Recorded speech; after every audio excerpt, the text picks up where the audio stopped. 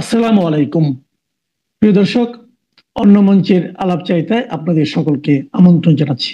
সম্মানিত দর্শক, বিএনপির সঙ্গে বর্তমান সরকারের সমস্যা কি, মানে ডক্টর মোহাম্মদ ইউনূস সরকারের সমস্যা কি, আর ক্যান্টনমেন্টের সঙ্গে বা উত্তরপাড়ার সঙ্গে বিএনপির সমস্যা কি। বাজারে অনেক গুজব রয়েছে, অনেক কথা রয়েছে, এবং দুটোই খুব সেন্সিটিভ বিষয়। এ সকল বিষয় নিয়ে কথাবার্তা না বললে আগামীতে বিএনপির জন্য ক্ষমতায় আসা এবং ক্ষমতায় টিকে থাকা খুবই কঠিন একটা বিষয় হবে। আর এই বিষয়গুলো এতটা গুরুত্বপূর্ণ এবং এতটা স্পর্শকাতর, যাদের বিএনপির মনোনয়ন দরকার আছে, বিএনপির কোনো পদ পদবীর দরকার আছে, এবং যারা বিএনপিকে ভয় পায়, বিএনপির কাছ থেকে কোনো স্বার্থ আশা করে, তারা মরে গেলেও কখনো এই ধরনের কথাবার্তা বলবে না, যে কথাগুলো আলোচনা করা উচিত। দ্বিতীয়ত, এই বিষয়গুলো মূল্যায়ন করার জন্য আপনার অ্যান্টেনা থাকতে হবে, মানে আপনার কাছে তথ্য থাকতে হবে, উপাত্ত থাকতে হবে, এবং সেই বিষয়গুলো আবার কুকিং করে, মানে মূল্যায়ন করে সেগুলো বিএনপির নিকট বুঝিয়ে বলতে হবে যে সমস্যাগুলো এখানে আছে। এখন বিএনপির যে সকল দল দাস রয়েছে, কৃতদাস রয়েছে, প্রথমত এই সমস্যাগুলো তাদের মাথায় আসবেই না। এর কারণ হলো, তারা তো মানে তারেক রহমান সাহেব, জিয়াউর রহমান সাহেব, বেগম খালেদা জিয়া, বিএনপি নামক দল, বিএনপির যারা শীর্ষ নেতা, প্রথমত তাদের কথা শুনলে, তাদের দিকে তাকালে তাদের মস্তিষ্কের সমস্ত প্রক্ষালন যন্ত্র স্টপ হয়ে যায়।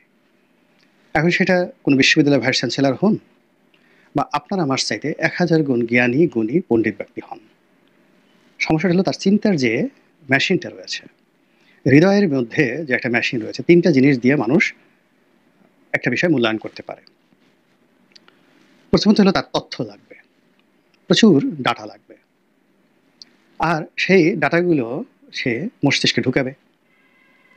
মস্তিষ্কে তার যে পাওয়ার রয়েছে, সেই পাওয়ার অনুযায়ী সেটা প্রসেস হবে মস্তিষ্কের মধ্যে। প্রসেস হওয়ার পরে ওখান থেকে একটা যে জিস তৈরি হবে, আপনি ধরুন আপনি গম ঢুকালেন, সেগুলো আটা হয়ে গেল। তো তথ্যগুলো আপনি মস্তিষ্কে ঢুকালেন, তথ্য থাকতে হবে। তো সেইটা নতুন একটা জিনিস, একটা মণ্ড তৈরি করলো রুটি বানানোর জন্য। এরপরে সেটাকে আপনি কি আকার দেবেন, আকৃতি দেবেন, এই জন্য আপনার হৃদয়, রুচি, অভিরুচি, সাহস, শক্তি, এই জিনিসগুলো থাকতে হবে। তারপর আপনার যে 5টা ইন্দ্রিয় রয়েছে, সেই 5টা ইন্দ্রিয়ের অনুভূতি তৈরি করে আপনি একটা জিনিস উপস্থাপন করবেন, যেটাকে বলা হয় দার্শনিক তত্ত্ব। এই দার্শনিক তত্ত্ব হলো রাজনীতির জন্য, সবকিছুর জন্য সবচেয়ে মূল্যবান। আপনি দেখেন, রাজনীতি শুরু হয়েছে 5000 বছর, এর মধ্যে কত উপন্যাস আছে, কত কাহিনী আছে। কারবালার কাহিনী নিয়ে বিষাদ সিন্ধু আছে, মহাভারত আছে, রামায়ণ আছে, ইলিয়াট আছে, অডিসি আছে, এরকম অনেক কিছু আছে, তাই না? মহাশ্মশান আছে কায়কোবাদের। কিন্তু এগুলো তো রাজনৈতিক দর্শন নয়। রাজনৈতিক দর্শন কোথায় আছে? রাজনৈতিক দর্শন আছে চাণক্যের অর্থশাস্ত্রে। এখন পর্যন্ত সেই চাণক্যের অর্থশাস্ত্রের বিকল্প তৈরি করা যায়নি। এর কারণ হলো, রাজনীতিকে তিনি দর্শনের জায়গায় নিয়ে এসেছিলেন। আচ্ছা, এরপরে কোন বইতে আছে? এর মধ্যে আছে আকবরনামাতে, আইনি আকবরীতে। এই দুটো বইয়ের রচয়িতা সেই সম্রাট আকবরের অন্যতম মন্ত্রী দার্শনিক আবুল ফজলের। দার্শনিকতা কোথায় আছে? সেটা আছে সেই সানঝুর আর্ট অফ ওয়ারে। দার্শনিকতা কোথায় আছে? কোড অফ নেপোলিয়নে, সম্রাট নেপোলিয়ন যেটা লিখেছিলেন, দ্য কোড অফ নেপোলিয়ন। দার্শনিকতা কোথায় আছে? দার্শনিকতা আছে ইবনে খালদুনের আল মুকাদ্দামাতে, মুকাদ্দিমা, এই বইতে। আচ্ছা, তো দার্শনিকতা কোথায় আছে? দ্য স্পিচ অফ সেনেকা, সেনেকার বইতে। জার্মান দার্শনিক নয়, এটা হলো রোমান সম্রাট নিরো, সেই নিরোর যে টিচার ছিলেন, সেই টিচারের বইতে। দার্শনিকতা কোথায় আছে? Thinking of Marcus Aurelius, Roman সম্রাট মার্কাস অর্লিয়াস। তাহলে দেখুন, এ যাবৎকালে পৃথিবীর 5000 বছর ইতিহাসে কত রাজা, কত মহারাজা আছে, কিন্তু রাজনীতিকে দর্শন হিসেবে আখ্যা দিয়ে যে পুস্তকগুলো রচনা হয়েছে, তার সংখ্যা 10 থেকে 12টার বেশি নয়, এবং সবগুলোই হলো মাস্টারপিস। এখন আপনি হেগেলের নাম শুনেছেন, অনেক দার্শনিকের নাম শুনেছেন, হাজার হাজার দর্শন শাস্ত্রের বই আছে। তো এই সকল দর্শন শাস্ত্রের বইয়ের বাইরে হাজার হাজার গল্প, সাহিত্য, উপন্যাস রয়েছে। কিন্তু রাজনীতিতে যে মাস্টারপিস, যে বইগুলো, সেগুলো দ্য প্রিন্স, ম্যাকিয়াভেলির প্রিন্স বলেন কিংবা চাণক্যের অর্থশাস্ত্র বলেন, এইগুলোর ধারের কাছে কোনো জ্ঞানের বই পৃথিবীতে নেই। তো বিএনপির জন্য, আওয়ামী লীগের জন্য বা ডক্টর মোহাম্মদ ইউনূসের জন্য এই মুহূর্তে সবচেয়ে বেশি দরকার হলো ম্যাকিয়াভেলির প্রিন্স বোঝা, পড়া এবং এটি অনুযায়ী সিদ্ধান্ত নেওয়া। চাণক্যের অর্থশাস্ত্র পড়া, আল মুকাদ্দমা পড়া এবং সে অনুযায়ী তাদেরকে সিদ্ধান্ত নেওয়া। আর একটা বই আছে, সেটা হলো রোড টু মক্কা। এটা দর্শন নয়, ইতিহাস এবং দর্শনের মাঝামাঝি একটা জায়গা, যেখান থেকে অনেক সিদ্ধান্ত গ্রহণ করা যেতে পারে। আবুল আসাদের লেখা রোড টু মক্কা। আরও একটা বই আছে, সেটা দর্শন নয়, ইতিহাসের বই, সেটা হলো দ্য হিস্ট্রিয়া, হিরোডোটাসের লেখা বই। আরও আছে সোলনের the first constitution in the world. তো সোলন যেটা রচনা করেছিলেন। তো এই জিনিসগুলো যদি যে রাজদরবারে চর্চা হয়, ওই রাজদরবার 200 বছর, 300 বছর, 500 বছর যাকে বলা হয় টিকে যায়। আপনি চিন্তা করেন যে সুলতান সুলেমানের রাজদরবার, সেখানে ম্যাকিয়াভেলির প্রিন্স প্রতিনিয়ত সেখানে অনুশীলন হতো, পর্যালোচনা হতো এবং প্রতিদিন এটা নিয়ে তর্ক বিতর্ক হতো। সুলতান সুলেমানের অটোম্যান। আপনি চিন্তা করেন এই যে সোলনের যে ফার্স্ট কনস্টিটিউশন, কিংবা ধরুন সেই প্লেটোর বই the writings of Socrates, the speech of Socrates, এইগুলো নিয়ে বাদশাহ হারুন আর রশিদ, খলিফা আল মামুন, তাদের যে বাইতুল হিকমা, সেই তাদের একটা সেই যে বাইতুল হিকমা ছিল, সেই বাইতুল হিকমা মানে লাইব্রেরি, সেখানে এটা নিয়ে আলোচনা হতো।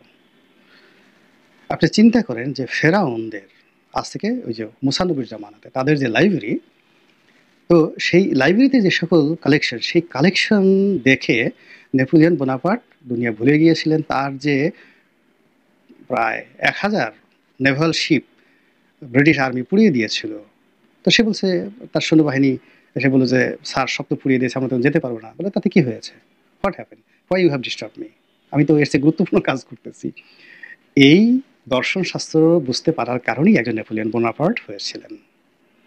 এখন বিএনপি যে ক্ষমতায় যাবে, তাকে আগে বুঝতে হবে যে কেন 2006 সনে তাদের ক্ষমতা চলে গিয়েছিল। This the first question. তো যেই কারণে বিএনপির ক্ষমতা চলে গিয়েছিল এবং যেই কারণে 1-11 হয়েছিল, সেই কারণের প্রতিকারণ বিএনপি ঘটাতে পেরেছে। মানে যে অন্যায়গুলো হয়েছে, ধরুন আপনি একজনের গালে একটা চড় বসিয়ে দিয়েছেন, সে আপনাকে মারার জন্য খুঁজতেছে। এখন তার মার থেকে, হাত থেকে যদি আপনাকে বাঁচতে হয়, তাহলে ওই যে লোকটিকে থাপ্পড় দিয়েছেন, তো তাকে তলোয়ার দিয়ে, এটা খোঁচা দিয়ে তার কল্লা নামিয়ে ফেলার জন্য, ঘাড় থেকে, শরীর থেকে ঘাড় আলাদা করার জন্য আপনার শক্তি লাগবে। অথবা তাকে এমন উপহার দিতে হবে, এমন ব্যবহার করতে হবে, তার মনোরঞ্জনের জন্য এমন কাজ করতে হবে, সে ওই থাপ্পড়টাকে ভুলে যাবে। তো 2001 থেকে 2006 পর্যন্ত বিএনপির যে ইতিহাস আছে, যে ইতিহাসের যে কলঙ্কগুলো, সেই কলঙ্ক থেকে বের হওয়ার জন্য বিএনপির বেগম খালেদা জিয়া, তারেক রহমান সাহেব এবং প্রথম 100 নেতা যদি ধরেন দেশে এবং দেশের বাইরে, what is their master plan, what is their policy, what is their apology, আমি তো দেখিনি কোনো কিছু। ফলে কি হলো, এই সময়টিতে এসে যখন বিএনপি একেবারে ক্ষমতার দ্বার প্রান্তে, ঘুরে ঘুরে সেই অতীতের কলঙ্কগুলো আবার সামনে নিয়ে আসা হয়েছে। যে বিষয়গুলো আওয়ামী লীগের অত্যাচারে মানুষ ভুলে গিয়েছিল, যে বিএনপি 2001 থেকে 6 পর্যন্ত যা কিছু করেছে এগুলো নস্যি, শেখ হাসিনা যা কিছু করছে তার কাছে ওগুলো একেবারে নস্যি। এখন সময়ের পরিক্রমায় শেখ হাসিনার যে বিষয়গুলো, সেগুলো মানুষ ভুলে গেছে, ভুলে গিয়ে এখন বিএনপির জিনিসগুলো সামনে চলে আসছে। এই ব্যাপারে বিএনপির পলিসি কি, আমি তো কিছুই দেখিনি।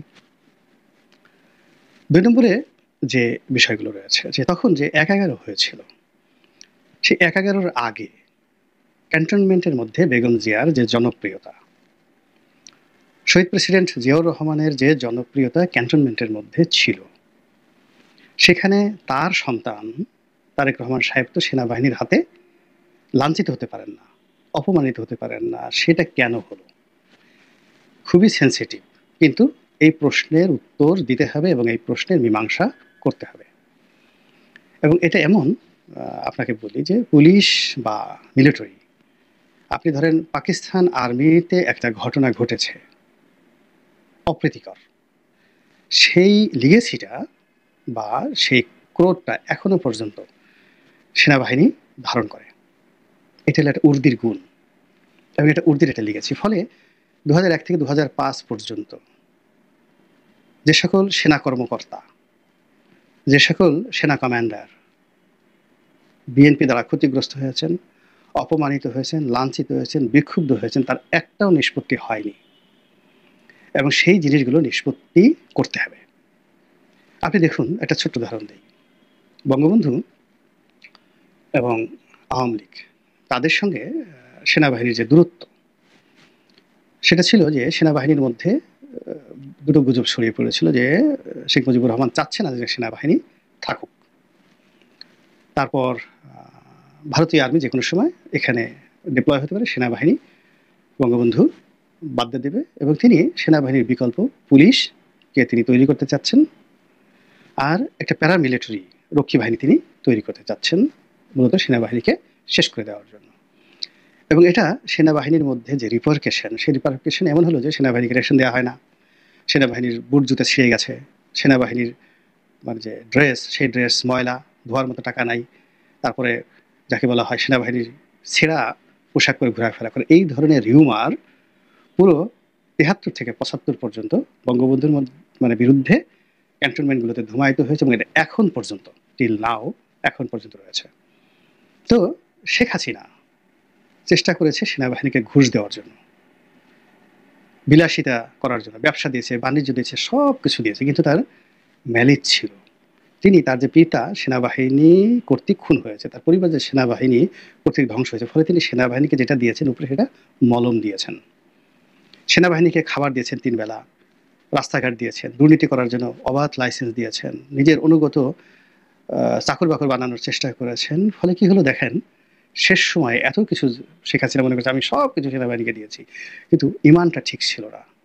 মানে আমরা দেখা গেল যে সতীনের ছেলেকে খুব খাওয়াচ্ছি দাওয়াচ্ছি, এই জন্য যে বাঘে এসে তাকে খাবে, একটা মোটা দাদা আরাম করে খেতে পারে। তো ওইভাবে তিনি সেনাবাহিনীকে একটি অকার্যকর বাহিনীতে পরিণত করার জন্য তিনি চেষ্টা করেছেন। আমি প্রথম থেকে এটার বিরোধিতা করেছি, সে 2009-10 সন থেকে। আমার যারা ভিডিও দেখেন লেখেন, আমি বলছি এটা শেখ হাসিনা একটা ডেঞ্জার, এই যে মুনাফিকি তিনি করতেছেন, তার দায়, তার ফল তাকে ভোগ করতে হবে। ফলে তার ক্রাইসিস মোমেন্টে সেনাবাহিনী তার সাথে বিট্রে করেছে। সেনাবাহিনী সত্যিকার অর্থে অন্তর থেকে বিপ্লবীদের পক্ষে ছিল। অল্প কিছু লোক, হারুনদের মতো বিপ্লবদের মতো সেনাবাহিনীর কিছু লোক ছিল যারা গুলি চালিয়েছে, অপকর্ম করে, কিন্তু মাস যারা জনগণ, তারা ওই যে 1973 থেকে 75 পর্যন্ত যে সকল দুর্নাম বদনাম আওয়ামী লীগের বিরুদ্ধে ছিল, সেইগুলোই কিন্তু এখন পর্যন্ত ক্যান্টনমেন্টে যে মশহুর যে আওয়ামী লীগ সেনাবাহিনীর বন্ধু না, আওয়ামী লীগ পুলিশকে এম্পাওয়ার করতে চায়, পুলিশকে AK-47 দিয়েছে, পুলিশকে স্নাইপার দিয়েছে, পুলিশকে সুযোগ সুবিধা দিয়েছে, এবং পুলিশের আইজি বেনজিরকে সেনা প্রধানের উপরে স্থান দিয়ে দিয়েছে। এবং আপনি জেনারেল আজিজ এবং যাকে বলা হয় বেনজির, তারা দুজনে একবার গিয়েছিলেন কক্সেস বাজারে। তো কক্সেস বাজারে যাওয়ার পর ওই যে সিনহা হত্যাকাণ্ডের পরে, তো আপনি দেখবেন যে জেনারেল আজিজ, তার যে বডি ল্যাঙ্গুয়েজ ছিল বেনজিরের পাশে, অ্যাজ ইট ইজ মনে হচ্ছিল যে জেনারেল আজিজ সেই বেনজিরের এডিসি বা তার প্রাইভেট সেক্রেটারি। এইরকম একটা অবস্থাতে সেনাবাহিনীকে শেখ হাসিনা পৌঁছে দেওয়া হয়েছিল। সেনাবাহিনীতে শেখ হাসিনা কি করেছে বা না করেছে তা নয়, কিন্তু আমরা বাইরে থেকে যেটা শুনেছি, সেনাবাহিনীকে তার হাত থেকে অস্ত্র নিয়ে নেওয়া হয়েছে, সমস্ত অস্ত্র শেখ হাসিনা বিশ্বাস করে না। তাদের যে পার্সোনাল যে গানগুলো রয়েছে, সেই গানের যে গান পিনগুলো রয়েছে, সেই পিনগুলো খুলে নেওয়া হয়েছে। এই ধরনের কথা মানে আমাদের মতো লেভেলে এটা প্রচারিত হয়েছিল, মানে সেনাবাহিনী যাতে শেখ হাসিনার বিরুদ্ধে এটা গুলি করতে না পারে। এই দেখেন, এটা একটা ভুয়া খবর, কিন্তু খবরটা ছিল এরকম যে সেনাবাহিনীর হাতে যত অস্ত্র রয়েছে, সব অস্ত্রের যে গান পিন রয়েছে, যেটা দিয়ে মানে বুলেট হিট করে, সেটা খুলে রাখা হয়েছে যেন তারা গোলাগুলি করতে না পারে। এখন এই কথাগুলো যদি শেখ হাসিনার কানে পৌঁছাতো, তিনি যদি মূল্যায়ন করতেন এবং সেইভাবে ক্যান্টনমেন্টে যদি তিনি জনমত তৈরি করতেন, তাহলে তার এই অবস্থা তৈরি হতো না। সিমিলারলি 2001 সনে 2001 সনে থেকে 2006 সন পর্যন্ত ক্যান্টনমেন্টের সাথে সেনাবাহিনীর সাথে কি হয়েছিল, যে গুজবগুলো, আমি জাস্ট একটা উদাহরণ দেই। যেটা তারেক রহমান সাহেব এবং তার যারা লোকজন, এটা গুজব, মিথ্যা, আই ডোন্ট নো, বাট আমি এটা শুনেছি এবং নির্ভরযোগ্য বড় কর্মকর্তাদের মুখ থেকে শুনেছি। সেনাবাহিনীর অনেক বড় বড় জেনারেল হাওয়া ভবনে যেতেন, তাদেরকে দাঁড় করিয়ে রাখা হতো বাইরে, এবং তাদের প্রায় সবাইকেই যখন তারেক রহমান সাহেবের সাথে দেখা করতে যেতেন তাদেরকে দাঁড়িয়ে দাঁড়িয়ে কথা বলতে হতো, তাদেরকে বসতে বলা হতো না। এটা সেনাবাহিনীর ক্যান্টনমেন্টের মধ্যে মশহুর। এক। 2 নম্বর হলো যে একজন মন্ত্রী ছিলেন, মেজর জেনারেল, বিদ্যুৎ প্রতিমন্ত্রী আব্দুল সালাম তালুকদারের ভাতিজা সম্ভবত। এই ভদ্রলোক নাকি একদিন হাওয়া ভবনে গেছিলেন। তো যাওয়ার পরে তিনি যে কোনো কারণে তার প্রতি তারেক রহমান সাহেব বিরক্ত ছিলেন, তো তিনি বলছিলেন, স্যার আমি কি বসতে পারি, স্যার আমি কি বসতে পারি? তো তারেক রহমান সাহেব নাকি বলেছিলেন যে না, দাঁড়িয়ে দাঁড়িয়ে বলেন আপনি। তো তিনি বাইরে এসে পদত্যাগ করেছিলেন, শোনা কথা, এবং তার যারা সহকর্মী তাদের কাছে তিনি কেঁদে কেঁদে তার এই অপমানের কথা তিনি বলেছিলেন। সত্য মিথ্যা তারেক রহমান সাহেব জানেন, আর সে লোক যেহেতু মারা গেছেন, তার যাদের কাছে বলছেন তারা জানেন। কিন্তু এই ধরনের গুজব আমরা সেই 2000, সেই যখন তারেক রহমান সাহেবের হাওয়া ভবন ছিল তখনই আমরা এই কথাগুলো শুনেছি। তো সেই 2005-6 সনে আমি এই কথা শুনেছি, আজকে এই কথা বলছি। এখন আপনারা যারা দেখছেন বিএনপির 10 জন শীর্ষ নেতার কাছে জিজ্ঞাসা করেন তারা এই ঘটনা জানে কিনা, শুনে কিনা, বুঝে কিনা। তো এইরকম অসংখ্য ঘটনা সেনাবাহিনীর মধ্যে, বিএনপির মধ্যে দূরত্ব তৈরি করেছে। এরপরে তারেক রহমান সাহেবের প্রতি যে নির্যাতন হয়েছে, জুলুম হয়েছে, সেটা নিয়ে যে ভয়, আতঙ্ক, এবং এটা নিয়ে যে যা কিছু হচ্ছে এটাকে কিভাবে সামাল দিতে হবে, এটা সেনাবাহিনীর যে কর্মকর্তা এখন মেজর জেনারেল বা লেফটেন্যান্ট জেনারেল যিনি মিস্টার আকবর আছেন, যিনি মিলিটারি উপদেষ্টা বিএনপির, he is not a person, he is not a capable person. এই জিনিসগুলো মিনিমাইজ করার জন্য যে একটা বিশাল টিম দরকার, সেই টিমটি বিএনপির নেই, একেবারেই নেই। ফলে কি হচ্ছে, উত্তরপাড়ার সাথে তার যে দূরত্ব বা তার যে অবন্ধুসুলভ আচরণ যদি থেকে থাকে, এটি কমছে না, বরং সামনে যদি কোনো ফাঁদ আসে, সামনে যদি কোনো সুযোগ আসে সেনাবাহিনীর, সেক্ষেত্রে প্রথম যে স্টিম রোলারটা, এটা আগে বিএনপির উপর পড়বে না আগে জামাতের উপর পড়বে, নাকি ইউনূস সাহেবের উপর পড়বে, নাকি আওয়ামী লীগের উপর পড়বে, এটা আপনারাই চিন্তা করেন। এই গেল উত্তরপাড়ার সঙ্গে ঘটনা। আমি সামান্য কিছু নমুনা বললাম বিএনপিকে গবেষণা করার জন্য, তাদের তো অনেক গবেষণা ছিল, সে গবেষণা করার জন্য। দ্বিতীয়ত হলো ডক্টর মোহাম্মদ ইউনূসের সাথে গত কয়েক মাসে যা কিছু হয়েছে।